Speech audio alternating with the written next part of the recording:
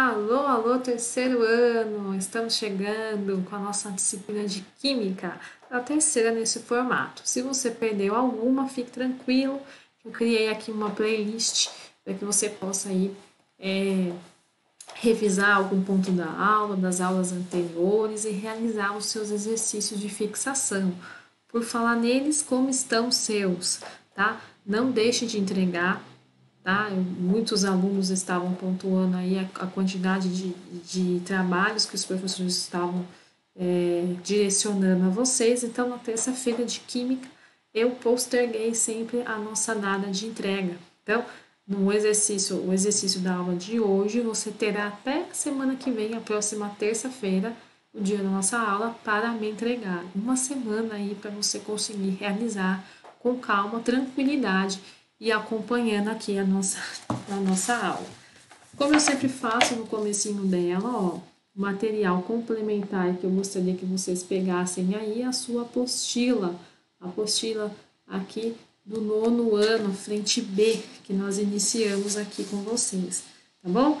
Então, antes de mais nada, deixa aí para mim o seu nome nos comentários aqui do YouTube para saber que você está interagindo. O Gabriel Pontes fez isso na semana passada, interagiu, então ele pediu para eu mandar um salve para ele. Não vou mandar um salve, tá, Gabriel? Vou mandar um abraço por você estar acompanhando bem a disciplina, tá? Continue assim. O restante da turma, estou sentindo um pouquinho de falta aí do terceiro ano, turma. Vamos nos organizar aí para que a gente consiga manter as aulas de Química na sua melhor forma por enquanto, dessa forma aí, à distância pelo menos, né? Logo estaremos todos juntos e reforçaremos todo o conteúdo que for necessário, tá? Eu vou diminuir a câmera aqui, como eu sempre faço na primeira aula, eu quero reforçar para vocês o roteirinho de estudos que eu criei especialmente para vocês acompanharem, tá? É para não ter desculpa mesmo para estudar, tá? Facilitei o máximo aí para que você consiga acompanhar comigo, tá? Então vamos lá. Os avisos importantes. Esse é o roteirinho que eu criei aí para vocês, turma. Então, na terça-feira, não tem dificuldade, tá? Então, conto com vocês. Terça-feira, dia de aula de Química, o que você vai fazer? Primeira coisa, você vai lá no Sponte, no portal do aluno, no dia 18, hoje, por exemplo, eu vou deixar o link da aula, que é o link da aula que vocês estão assistindo aqui no YouTube, no nosso canal. E a partir desse link você vai acompanhar a aula com todo o conteúdo, que eu sempre vou fazer referência à apostila, que eu acabei de demonstrar para vocês. No Sponte, lá no mesmo link, no mesmo lugar onde você pegou o link na aula, vai também ter os PDF desses slides aqui que eu montei para vocês. Eu sempre enfatizo porque na apostila, às vezes, ela vai direto ao assunto e alguns temas que eu acho importante fazer uma revisão ou fortalecer alguns conceitos. Então, na aula de hoje mesmo, eu trago nas anteriores, eu trouxe muito conteúdo complementar, esquemas, maneiras de a gente conseguir facilitar a nossa memória visual. Então, acompanhe sempre, faça os seus devidos apontamentos aí no seu caderno, tá? Fora do aluno, para qualquer dúvida, foi através dele que o Gabriel Pontes pediu que eu mandasse um salve, né? Ó, como foi importante. E os exercícios de fixação. No final de cada aula, você vai ter alguns exercícios que serão referentes à própria aula, tá? Sem grandes dificuldades. A ideia deles é que vocês assimilem melhor a matéria, né? E fiquem ativos aí no processo de aprendizagem. Prazo de entrega, como eu comentei para vocês, até a próxima aula, ou seja, uma semana aí para que você consiga realizá-los. Não vou aceitar mais por e-mail, como eu mencionei, coloquem sempre lá no Sponte para mim. Tem uma pastinha Química terceiro ano, e você escolhe a sua turma, se for mecatrônica ou ADM, e anexa lá. A mesma pastinha, a Vitória me perguntou na aula passada lá no fórum, é a mesma pastinha, tá? Vitória e restante da turma. Você vai colocando a cada aula os seus exercícios. Tirar uma foto do seu caderno, porque eu quero que você tenha esse conteúdo no seu caderno, porque eu sei que é importante e será importante nas revisões que nós faremos ao longo do nosso bimestre, tá bom, turma? Não quero ver ninguém desanimado, não. Vamos nos adaptar, porque logo toda essa situação calamitosa aí será direcionada da melhor maneira. Por enquanto, vamos manter nossos pensamentos positivos e foco nos estudos. Então, vamos a ele, vamos à nossa aula. Então, o capítulo de hoje será o capítulo 3º da sua apostila. Acompanha sempre comigo, páginas 13, 14 e 15. Nossa apostilinha aqui. Nas aulas anteriores, nós vimos, eu sempre começo com esse review, né? Um remember aí para a gente conseguir dar um gás no que foi dito, no que foi explicado. Eu sempre passo de maneira mais rápida, até porque é uma revisão, tá? Para que a gente consiga chegar no tema da aula e aí sim eu detalho mais com vocês. Está na nossa playlist, vou repetir de novo para que você consiga assistir caso você tenha perdido alguma ou queira revisar. Então, nas aulas anteriores, começamos a estudar o carbono, os tipos de ligações, né, as saturações que ele faz, as características essenciais de um carbono, né, porque esse elemento é tão importante aí na química, nos compostos tanto naturais quanto sintéticos, né, tudo que se cria a partir das cadeias carbônicas, a localização, e a gente começa a ver a posição do átomo no sentido de conseguir identificar se ele é primário, se é secundário, terciário e quaternário. Isso daqui vai ser super importante quando a gente começar a aula de hoje, né? Quando a gente for para o tema, aliás, da aula de hoje, que é classificação, a nomenclatura. A importância dessa base aqui é fundamental. Tanto que nas aulas anteriores eu expliquei para vocês bem detalhadamente e trouxe alguns esquemas que você não tem na sua apostila, tá? Que eu quero que você aprenda bem bacana para a gente conseguir ir para os exercícios de maneira mais efetiva. Então, falamos para vocês também a diferença, né, de uma cadeia homogênea e uma cadeia heterogênea. Turma, estou passando rápido, mas vocês têm a playlist aqui onde eu explico item por item, assim como os slides também, tá?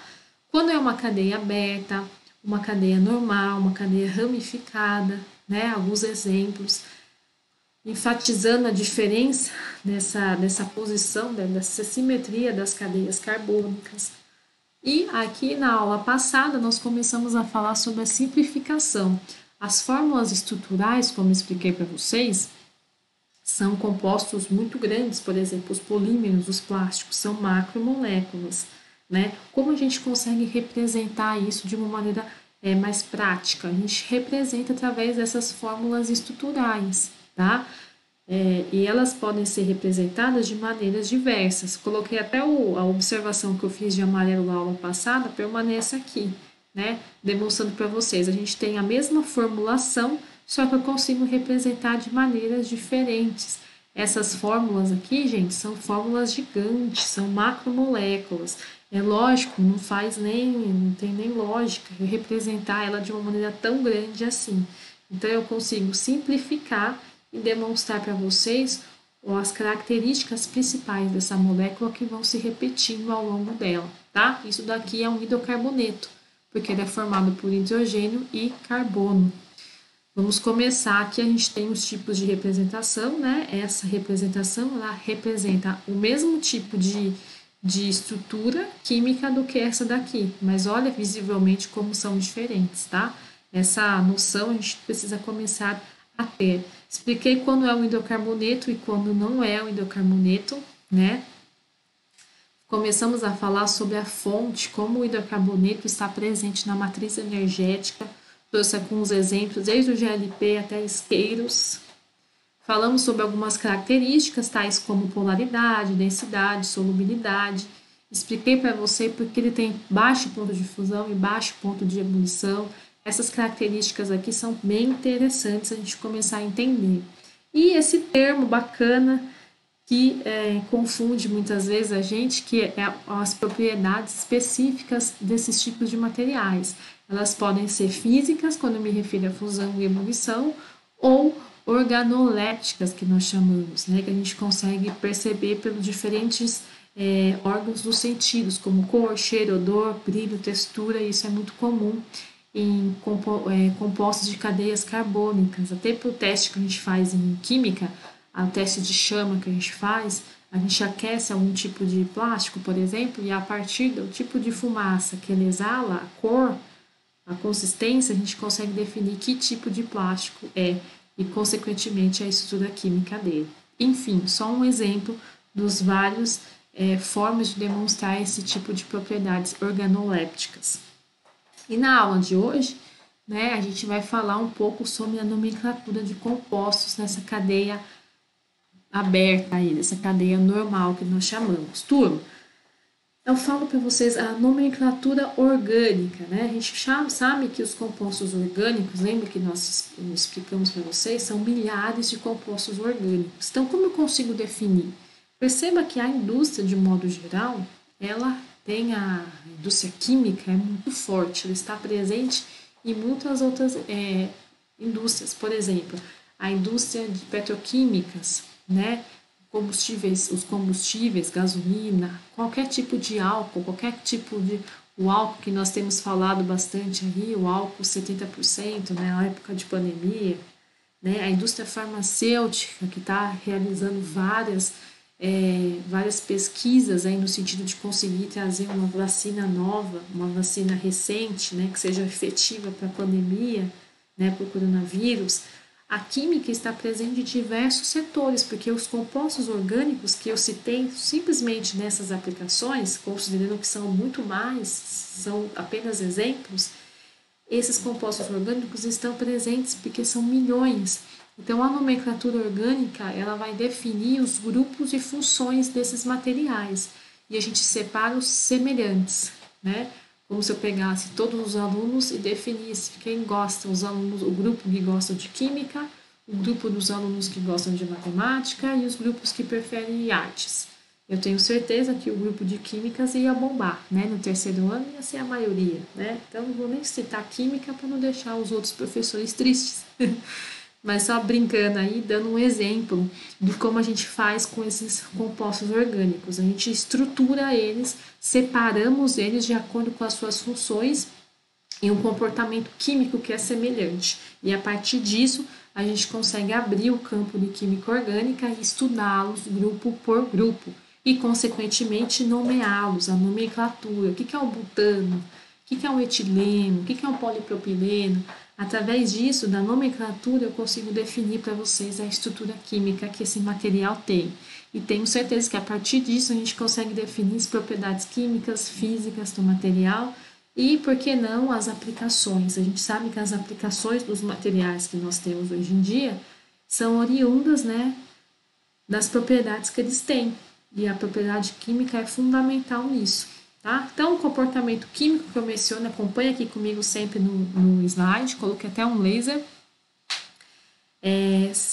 Semelhante significa reagir de maneira semelhante diante de determinadas substâncias ou condições. Quando eu falo de condições, pode ser pressão, temperatura, num tipo de processo, né, na indústria, um processo químico, um processo de transformação, onde esse material entra como uma matéria-prima, e a gente produz um produto diferenciado. Né? Tudo isso é a partir do comportamento químico que o material aí proporciona para a gente.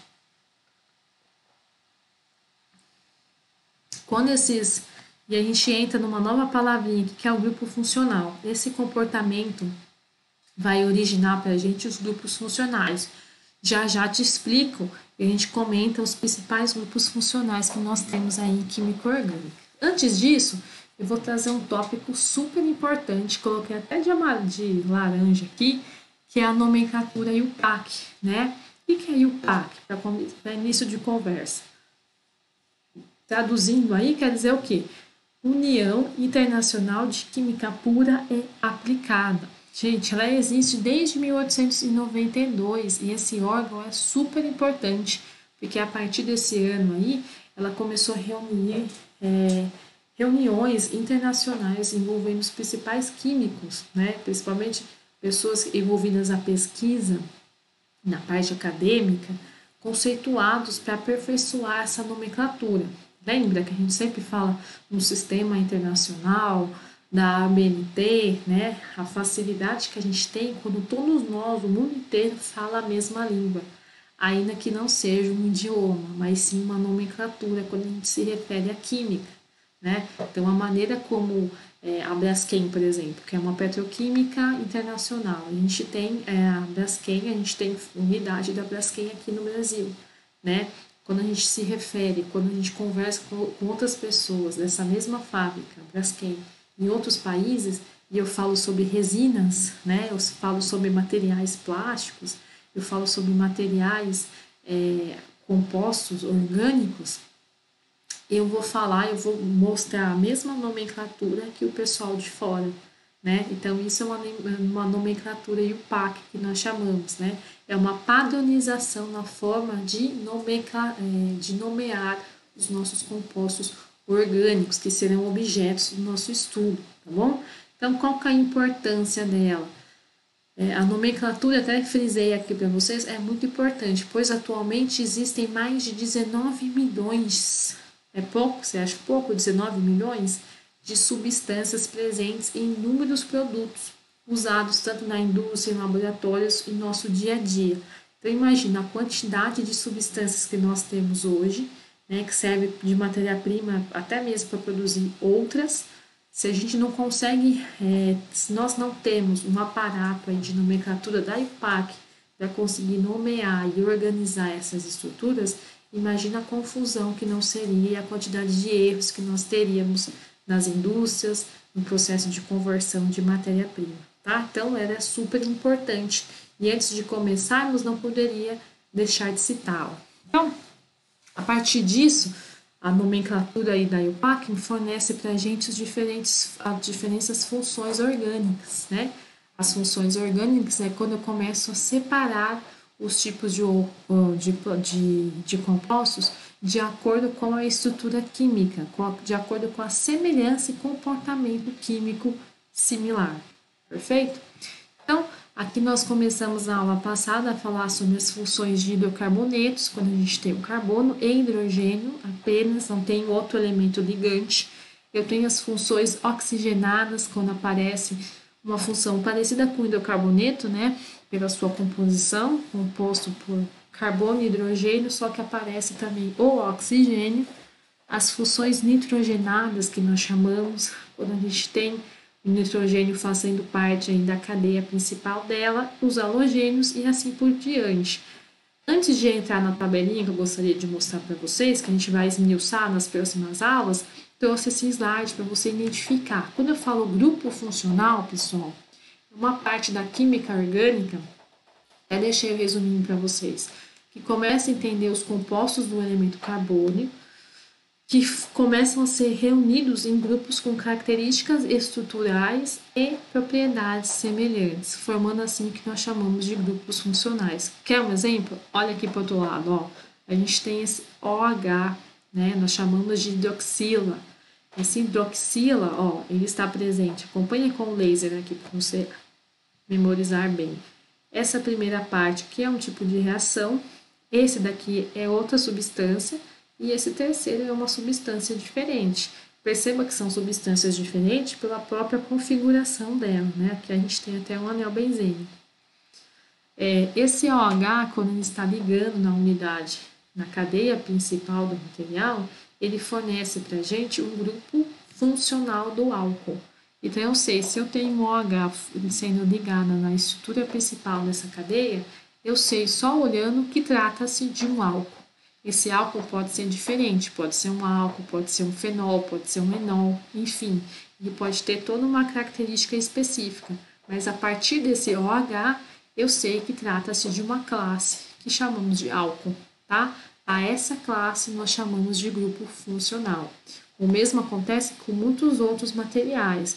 Trouxe até para você uma tabelinha bacana aí para você conseguir enxergar as funções orgânicas, enfatizando, né, devido a um imenso número de compostos orgânicos existentes, por apresentar certas similaridades, né, no comportamento químico, até na estrutura, nós os agrupamos.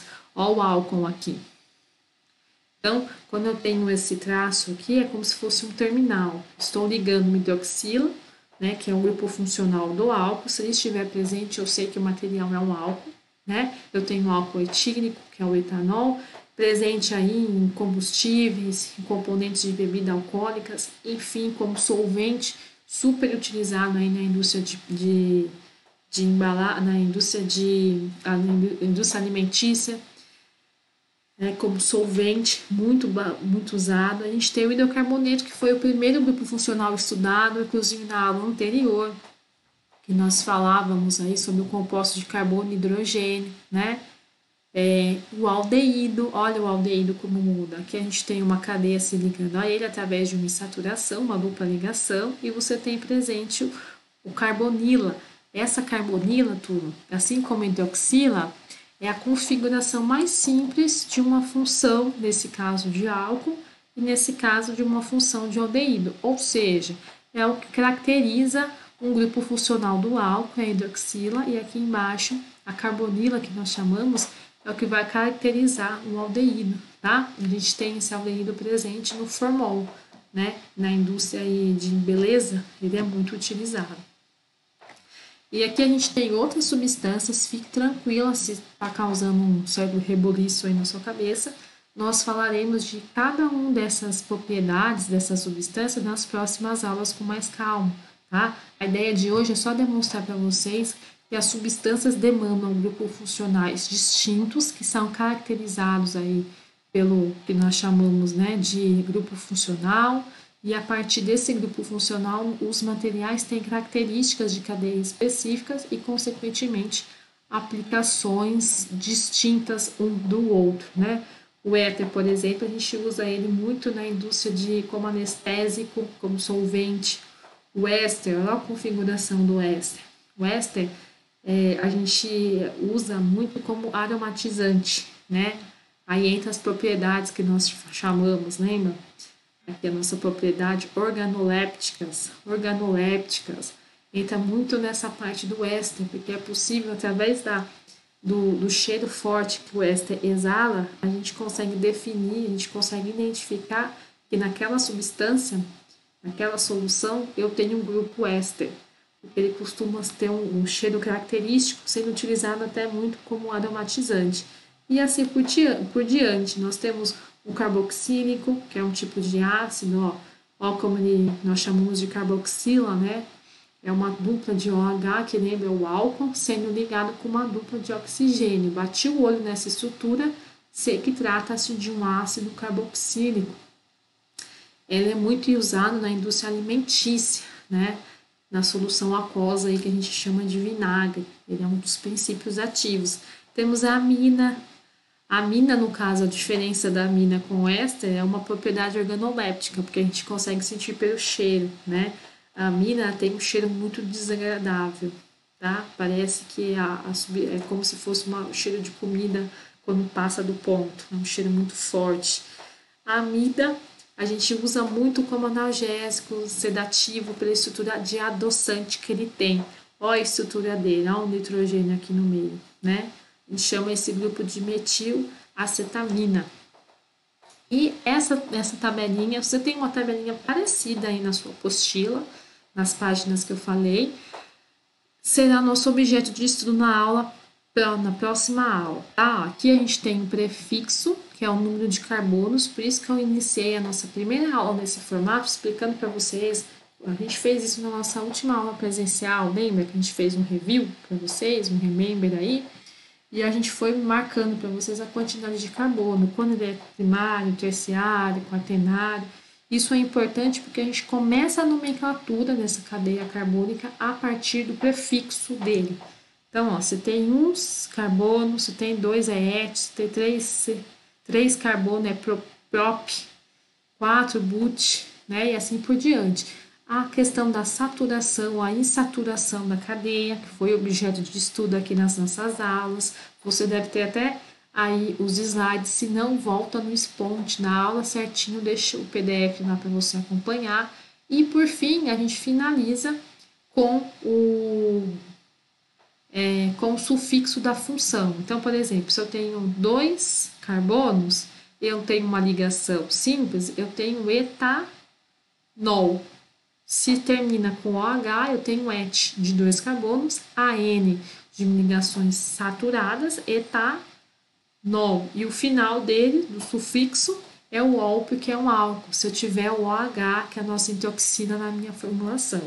Fica tranquilo que na próxima aula nós faremos alguns exercícios para a gente conseguir colocar a nomenclatura nessas cadeias. No entanto, turma, as observações da aula de hoje são essenciais para que você me acompanhe melhor na próxima, tá bom? Então, na próxima aula, nós iremos continuar o conteúdo, só de maneira mais ativa, através de exercícios de nomenclatura.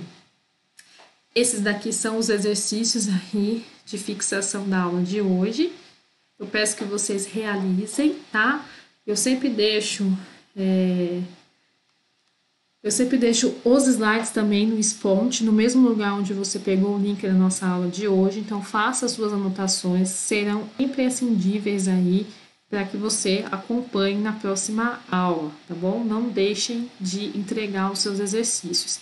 Se porventura você estiver atrasado com os seus exercícios, dá um gás aí, turbina no final de semana, aproveita essa semana, realize os exercícios, não deixe de entregar. Qualquer dificuldade que você tenha nesse sentido, me comunica lá através do fórum, tá bom?